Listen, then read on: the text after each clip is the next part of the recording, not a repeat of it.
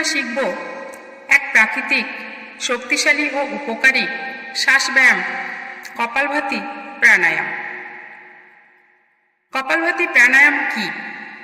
কপাল মানে কপাল বা মস্তিষ্ক, আর ভাতি মানে দীপ্তি বা জ্যোতি।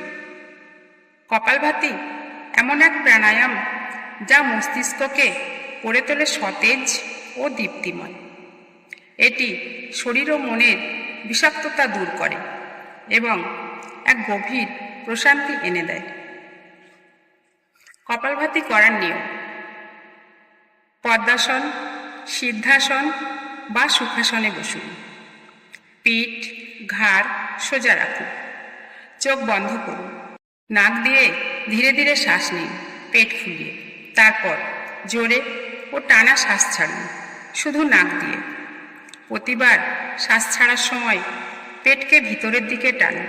শ্বাস নেওয়া প্রাকৃতিকভাবে হবে। শুরুতে যতটা পারেন করুন, ধীরে ধীরে বাড়িয়ে দিন।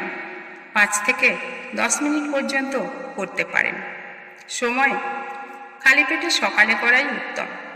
কপালভাতির উপকারিতা সংক্ষেপে: শরীরের টক্সিন বের করে দেয়, হজম শক্তি বাড়ায়, ওজন কমাতে সাহায্য করে, মানসিক চাপ কমায়, মস্তিষ্ক সতেজ রাখে, ফুসফুসের ক্ষমতা বাড়ায়, রক্তচাপ নিয়ন্ত্রণে রাখে, একাগ্রতা ও স্মৃতিশক্তি বাড়ায়, ডায়াবেটিস নিয়ন্ত্রণে সহায়তা করে, ত্বক উজ্জ্বল করে, গ্যাস ও অ্যাসিডিটির সমস্যা কমায়, চোখের জ্যোতি বাড়ায়, মাথা ব্যথা ও মাইগ্রেন হ্রাস করে, রোগ প্রতিরোধ ক্ষমতা বাড়ায়, আত্মবিশ্বাস ও জীবনশক্তি বৃদ্ধি করে।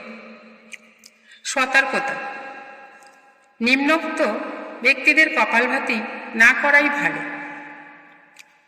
উচ্চ রক্তচাপের রোগী, হৃদরোগী, গর্ভবতী নারী, আলসার বা গুরুতর পেটের সমস্যা আছে এমন ব্যক্তি।